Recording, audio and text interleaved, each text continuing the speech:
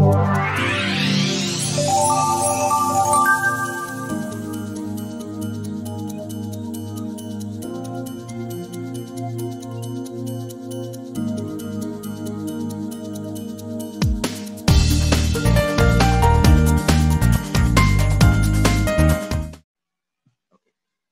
specifically in magnetic effects of electric current, we want to discuss equivalence between current carrying coil and a magnetic dipole. So for that purpose, for this purpose, we all should know, like, just we have studied Biot-Savart's law and its application regarding a circular current carrying coil. You can see here, you can see the current is flowing through a circular coil which has a radius capital R, and it produces magnetic field around it, and the value for that magnetic field, obviously we have derived the equation for it. Okay, so obviously if we talk about magnetic field at the center, we know it is mu naught Ni by 2R, if we all remember. Okay, we have derived it with the help of Biot-Savart's law. So that can be correlated to, that will create a magnetic field, and that magnetic field will have lines of magnetic induction due to a magnet. And they can be, compared basically. So let's go for a comparison. Before we go for a comparison, just make a note of this.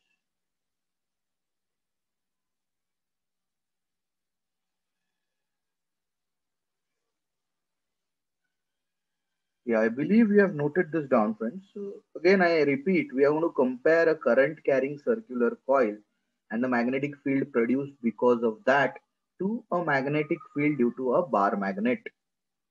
So let's move ahead then in this discussion. So let's talk about the directions. Always remember, if the current is moving anti-clockwise, you can see in the circular coil. So these are the arrows, but then it represents a magnetic field representing a north pole basically. You can just have a look at it. Other way around, if the current moves in a clockwise sense, then with the help of the directions, you should remember that it can be compared to a south pole of a magnetic dipole. Please make a note of it. This diagram is very, very important for us to gauge, whether the polarity would be a north polarity or a south polarity. If you are comparing magnetic field due to a magnet, bar magnet, with a current carrying coil producing a magnetic field.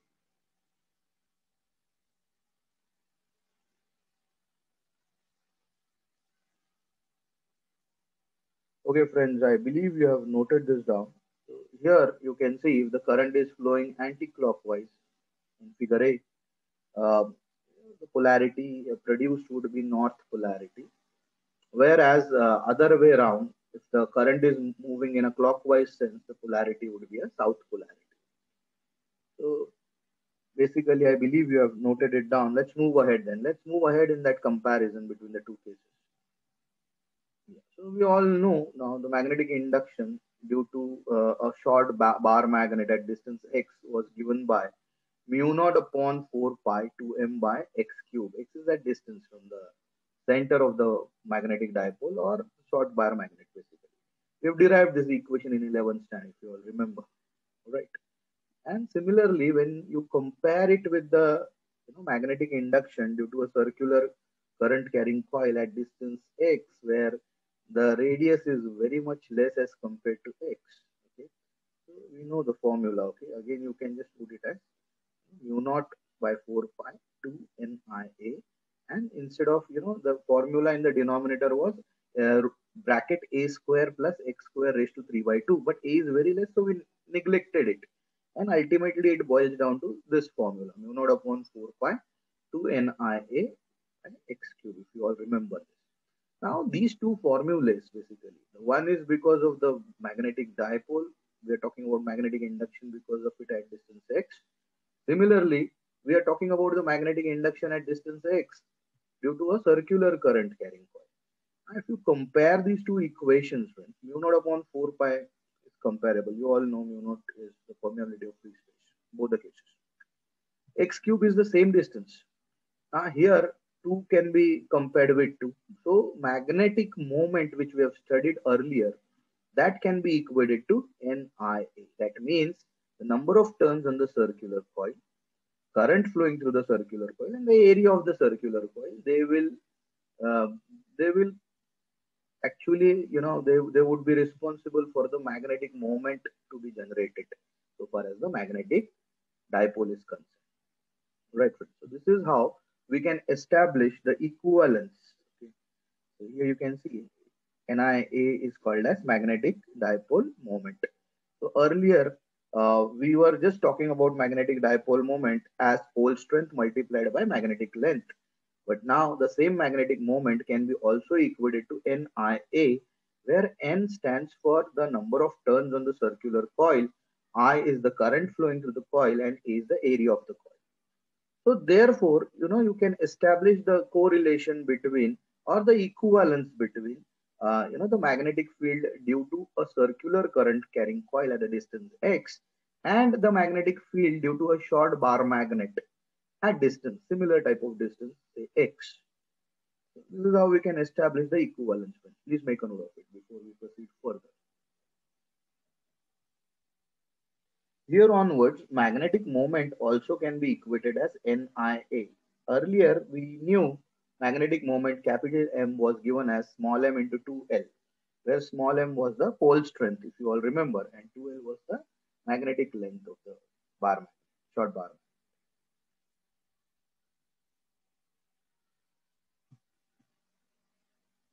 Okay. Hopefully, you have noted down these things, friends. Let's proceed further then. I was talking about, a force which is being exerted when two magnetic fields interact or a charge moves. So basically, we all know one thing clearly: the static charges, okay, they are going to produce electric field, and moving charges will produce electric field as well as magnetic field. In addition, a magnetic field. Let's talk about the charge, say Q, which was moving at velocity, say V, at a given time t in presence of both electric and magnetic field. So we are discussing about this charge. So obviously the two fields would be interacting with this charge Q. So force, obviously electric field would be exerting some force on this charge, and magnetic field also will be exerting some force on this charge. So we want to think about what force would be exerted by the electric field first. So let's say we all know electric intensity is force acting on the charge. So force due to electric field will be charge multiplied by electric intensity. So this concept comes from electrostatics, which we have studied earlier. Okay.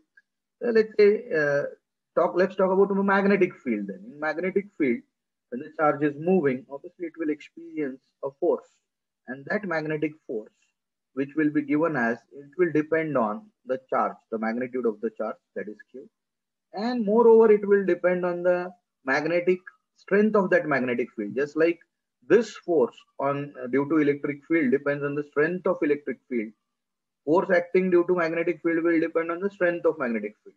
But it's not only magnetic field over here, it's also dependent on the velocity with which it is moving. It depends on the cross product of these two vectors, right?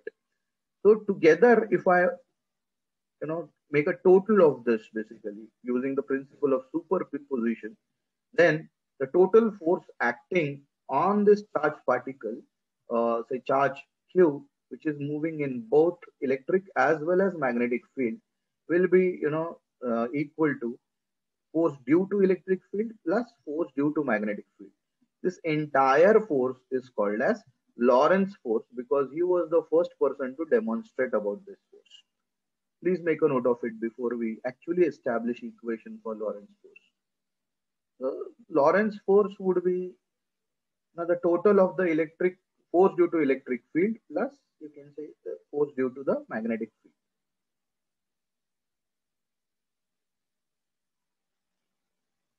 Hopefully I've noted this down, friends. So when I substitute the value for the force due to electric field and force due to magnetic field, the equation becomes F bar equal to Q into E bar plus Q into V bar cross V bar. Now you can take Q out, common out of this.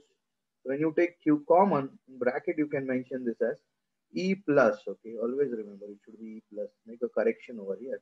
And in bracket, the inner bracket, you can say V cross V bar. So this force we call it as Lorentz force. because he was the first person to demonstrate about this force. All right.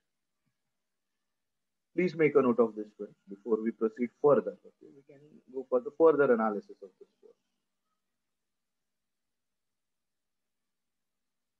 So time and again in machines we use this force to make create motion in a way. The motor is the best example of how the application of Lorentz force is important to us. Hopefully, I have noted this down, friends. Let's proceed further then. So here you can see an example being shown. Beam of electrons moving in circle due to Lorentz force. So this is happening because of Lorentz force. So normally, whenever a charged particle enters magnetic field, it will always move in circles. Okay. Purple light shows the motion of electron. Okay. Because these electrons are colliding with the gas in the bulb. Therefore, you are able to, you can see, able to depict how the electrons would be moving, the charged particle would be moving in magnetic field. So basically, always remember, whenever a charged particle enters the magnetic field, it's going to experience a force called as Lorentz force, but because of that, it's going to move in circles. So in a way, this concept would get linked to circular motion also while solving problems. Hopefully, I've noted this down, friends. Let's proceed further. So here I can say, so we just talk about the magnetic component of Lorentz force. So magnetic component would be only Q bracket V cross B. So because it's a cross product of velocity of the charge and magnetic induction, if this can be further established as QVB sine theta. So this cross product can be expanded in this format. So you can see when could this force be maximum. So obviously for this force to be maximum, sine theta has to be 1. So when can sine theta be 1? When theta is 90. Now when theta is 90, what it indicates?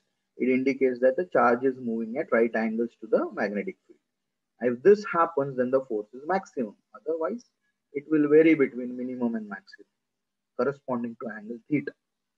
So what is theta? Theta is obviously angle between the velocity vector and the magnetic induction vector. When would it be 0? So obviously when theta is 0 or 180, that is, the charge is moving in the direction of the field or opposite to the direction of the field. So that's where you can see the angle between the velocity vector and the magnetic induction vector would be 0 if they are moving parallel, anti-parallel 180. But then that amounts to sine 0 or 180 as 0. Correspondingly, the force would be 0. Please make a note of it.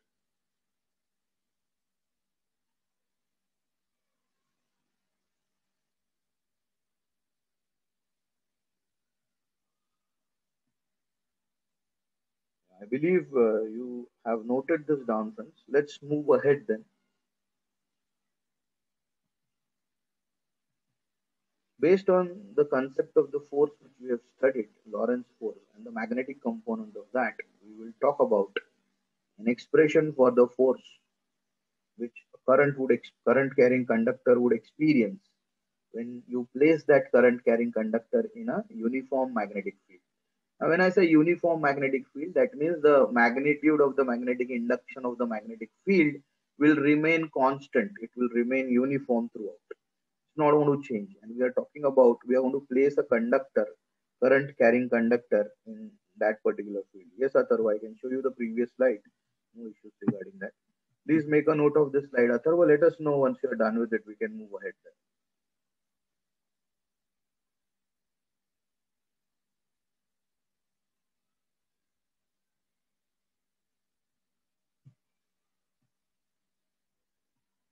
Okay, hopefully done, I believe. Okay, it is done. Let's move ahead. Okay. So I was talking about, when you keep a current carrying conductor in magnetic field, okay, so obviously it's going to experience some force. So we want to talk about that force. Let's say a charge Q, is fired with say velocity v. You can have a look at the animation also in the magnetic field, uniform magnetic field. So this is the direction of the magnetic field you can see, and we all know what I mean by saying uniform magnetic field. The magnitude is not changing, direction is also the same. So obviously it will be acted upon by this force. Okay, you can see this is the direction of velocity with which the charge is fired. Suppose this second arrow shows the direction of the magnetic induction of the magnetic field. The third arrow will show you the direction of the force. So this Lorentz force is given by Fleming's left-hand rule. We want to think about Fleming's left-hand rule in the subsequent stages. But let's have a look at this equation. Okay. So force we know this force would be given by, why Fleming's left-hand rule? Because of V bar cross B bar. Okay. If you want the direction of the cross product, obviously it will be given by the right hand thumb rule first of all. This rule further was established by Fleming also. So accordingly, this is the direction of the force, which is the cross product of V bar and B bar in this case. So we have studied the magnetic component force equal to Q into cross product of the velocity vector and the magnetic induction vector. Let this be say equation 1. Just now I have discussed about what would be the direction of the force. So obviously it would be the same as the cross product of V bar and B bar. So further, this equation can be established as QVB sine theta. So let this be equation 2. Okay. Now what is theta? So theta you can see very well over here. Angle between the vector, velocity vector and the magnetic induction vector. So same thing is being represented in the diagram also. Just one correction over here, make this as equation 2, which comes from equation 1. Make a note of it before we proceed forward towards this derivation.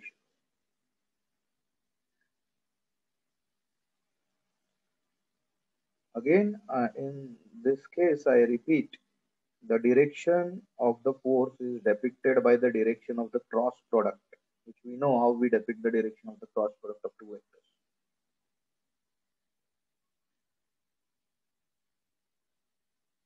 Okay, hopefully you have noted this down. Let's proceed further.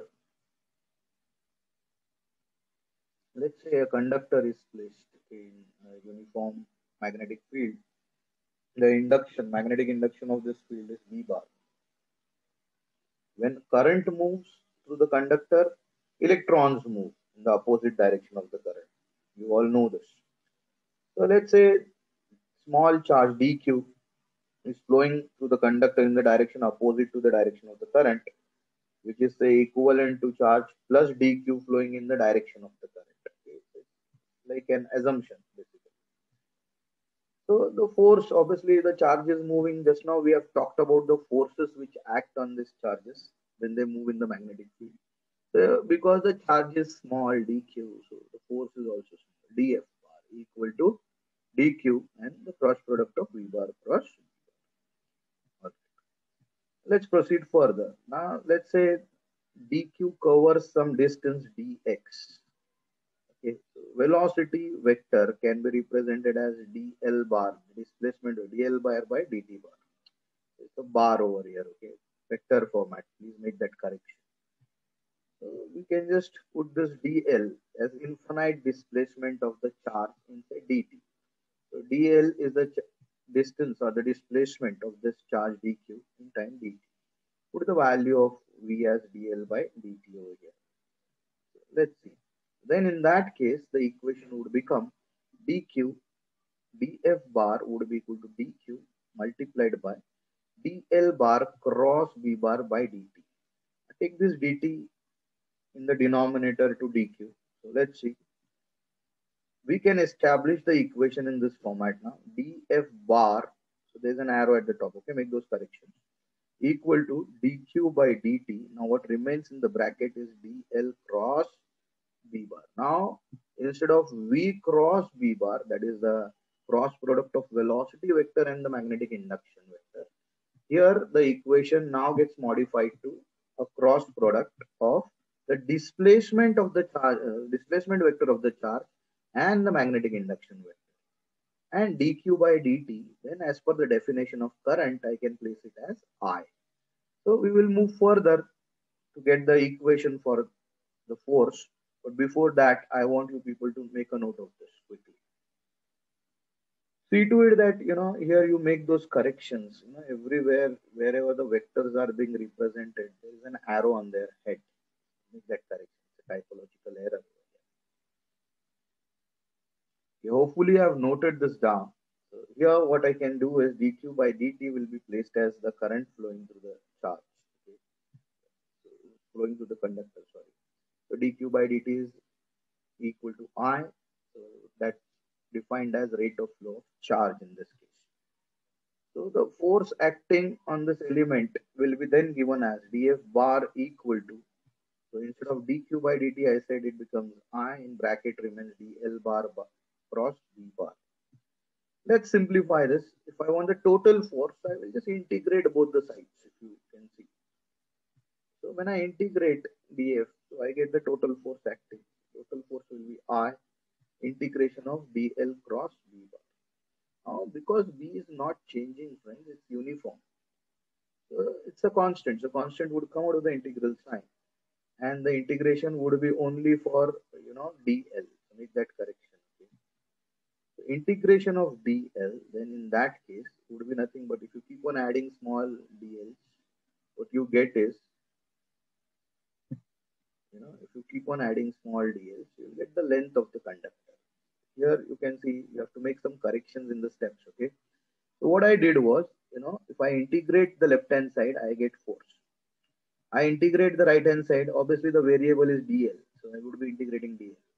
When I integrate dl, it will be equal to the total length of the conductor, and correspondingly I can place this as L bar. So you can see the displacement of the conductor, you can displacement of the charge, you can see.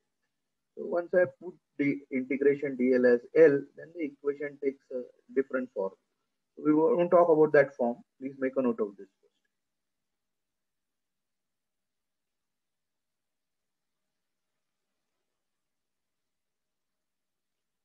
Okay, hopefully you have noted this down, friends. Let's move ahead then. So I said I'm going to integrate dl ultimately equal to L. So the equation will be I L cross B, right? Let's see. If theta is the angle between L and B, then it will be simply I L cross B, or I L B sine theta as a cross product between the displacement vector in totality, that is equal to the length, and B as the magnetic induction vector. So ultimately, the force acting on a conductor carrying current in the magnetic field is ILB sine theta. You also call it as BIL sine theta, BIL sine theta. The direction, obviously, the right hand rule, which we have utilized, okay, which we have seen earlier also. So L cross B would give you the direction of the force. Okay. Let's talk about it. So when would this force be minimum? So theta is 0 or 180. Obviously, force would be 0. Or yeah, here it's wrongly mentioned. Okay, force will be minimum over here. Okay, make that correction. And if theta is 90, sin 90 is 1, and then the force is, the maximum force is BIL BIL. Right? The force is maximum. Here the word should be minimum. So make a note of it. Please make that correction.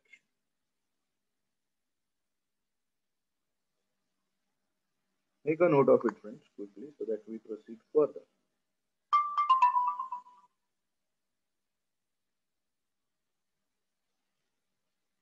Okay, here the correction is, here the force should be minimum, as it can be seen force is equal to 0. It should be put as force is minimum, typological error.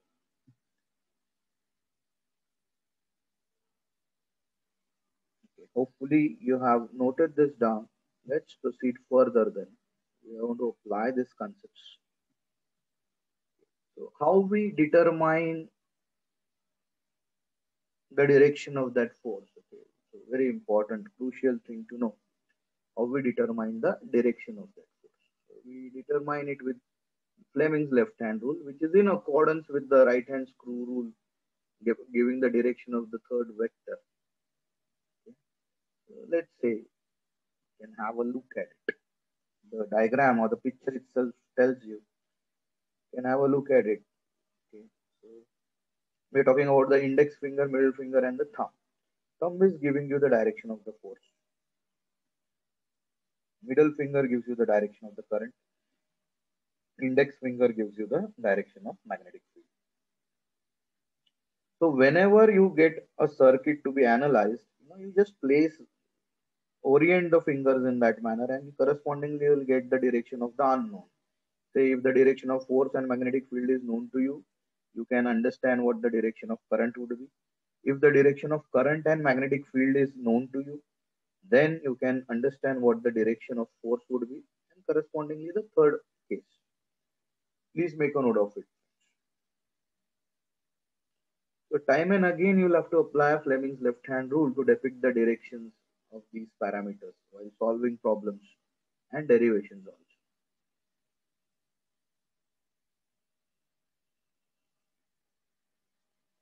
Okay. I believe you have noted this down, friends. So time and again we want to use this rule for placing the directions. Okay. Let's move ahead then. Very interesting. So we want to talk about an expression again for a force per unit length. Now here we have two parallel conductors which are carrying current. So obviously when two parallel conductors are placed near each other, obviously they are not touching each other, but they are near each other. So both the conductors which are carrying current will create magnetic fields, and these two magnetic fields would interact. So either they would interact, that means either they would be exerting an attractive force on each other, or depending upon the orientation of the current, they would be exerting the repulsive force on each other. So we are interested in finding out an expression for force per unit length between the two parallel conductors carrying current. Let's have a look at it. So we consider two long straight parallel conductors, and they are separated by say a distance a, and let's say they carry two different currents. Okay, conductor 1 is carrying current I1 and conductor 2 is carrying I2, but the directions of the current in the first case, let's say they are in the same direction. Let's talk in terms of diagram then. Here you can see two conductors. I1 and I2 are the currents flowing through the two conductors, and they are placed at a distance a with respect to each other. You can see. So obviously, you can see I1 will produce some force due to the magnetic field. It will generate some magnetic field, and then magnetic field will place some force over it. I2 will also do the same thing, but now you can see both the forces are directed towards each other. That means it would result in an attractive force. So obviously, when I1 flows through conductor 1, the magnetic field B1 is generated. But how is the field? Inside, outside the plane of the paper, therefore represented by dot. Right. But when I2 flows, okay, then represented by cross, so B, the magnetic field, it will be B2 over here. Okay, make a note of it. Because of I2, it would be B2. And correspondingly, there would be a force F2 exerted. All right. Now, how is the direction of F1 and F2? So obviously the direction is towards each other. So it's an attractive force in this case. By Biot-Savart's law, we have derived what the equation for B1 would be. Okay, at say distance A, this B1 would be effective here also at distance A. At say distance A, there would be B1 acting. So I2 would be, this conductor would be under the effect of B1. Right. So B1 would be given as mu naught I1 upon 2 pi. Similarly, this current I2 would create B2, and this B2 would be affecting conductor 1 also. Right. So let's talk about B1 first. If the length say is L of the second conductor, B1 is at right angles to L, the force would be given by F2. Okay. So for conductor, F2 would be exerted because of B1. Because of B1, F2 would be exerted. So F2 would be the product of B1, I2 and L. All right. So B1, I2 and L, they actually constitute F2. F2. What is F2? F2 is the force which would be exerted on this conductor because of the magnetic field generated here. Similarly, we can work it out for F1 also. Before we do that, please make a note of it.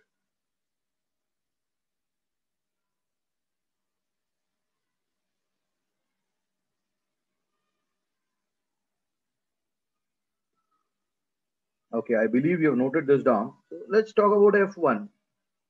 So first of all, when we talk about F1, instead of B1 in this equation, I'm going to put this value mu naught I1 by 2 pi A, and then I will frame an equation for F2.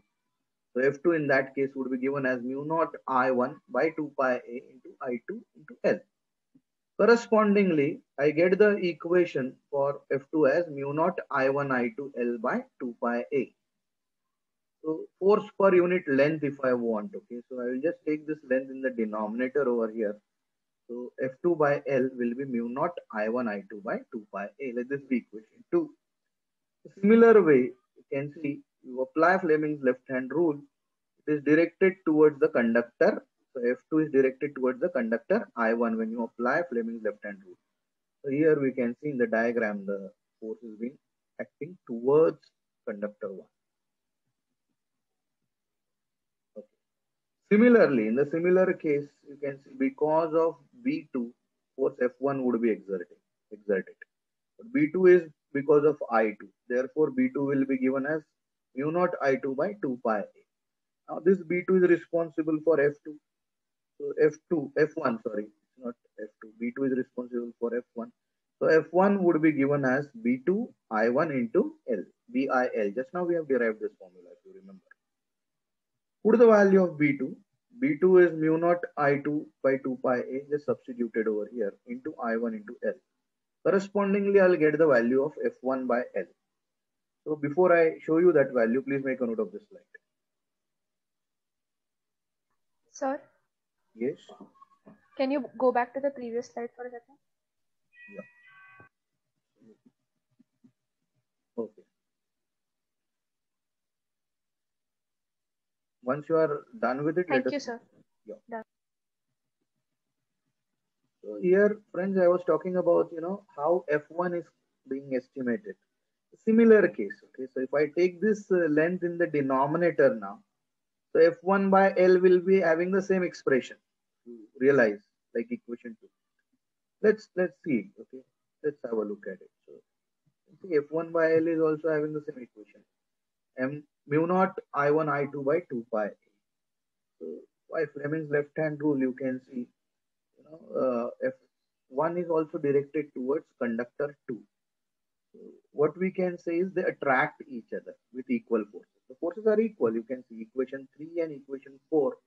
They are same if you realize. Okay, equation 2 and 4. So equation 2 is for F2 per unit length. You can observe this equation. And equation 4 is for F1 per unit length. So both are same. So the forces are same. But they are attractive forces. Now, if one of the direction of the current changes or reverses, then the equation would be same. But then the forces would be repulsive forces. That's the only difference. So you can see if the direction of the flow of current of one conductor is reversed, the forces also get reversed. And then it would be repulsive forces.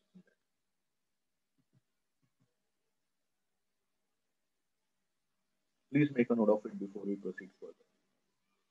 Based on this equation, finally we are going to derive we are going to define 1 ampere with the help of this. How we define 1 ampere current. So make a note of this equation, okay? Time and again we will be requiring this equation. So whenever you place a conductor, two parallel conductors, obviously at distance A, and they are current carrying conductors.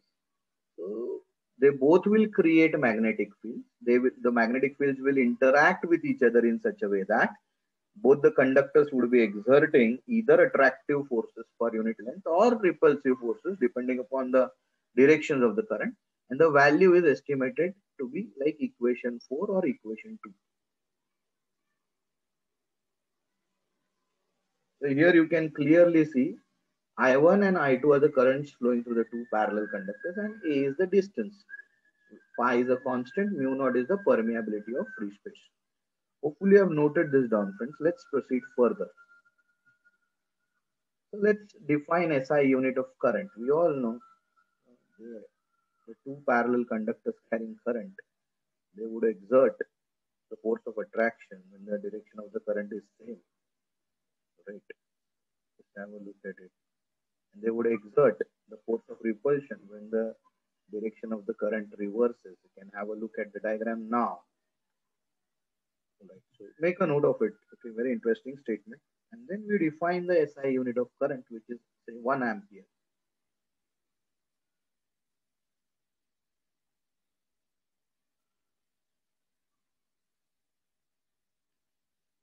Hopefully, I've noted this down, friends. Now let's proceed further then.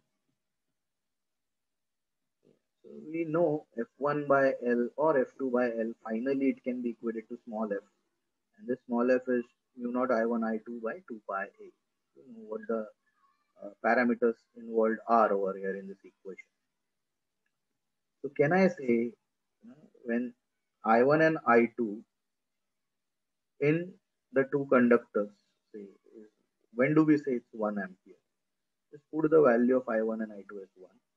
A is the distance, put the value of A as 1, put the value of mu naught, and see what, put the length also as 1.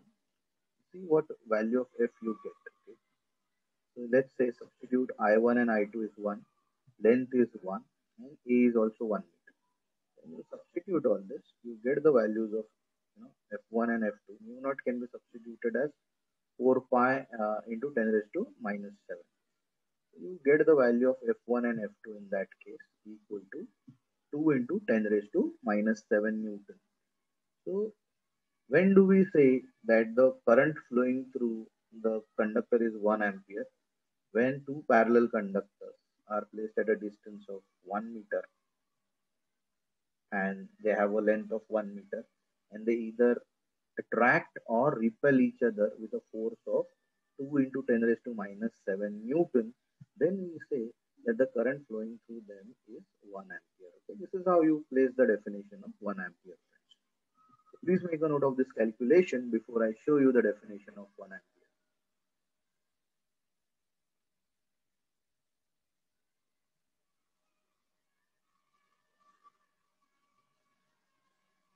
Okay, let's move ahead then. Let's proceed further. Hopefully, you have understood this calculation. And based on this calculation, we are going to define the concept of 1 ampere. Let's talk.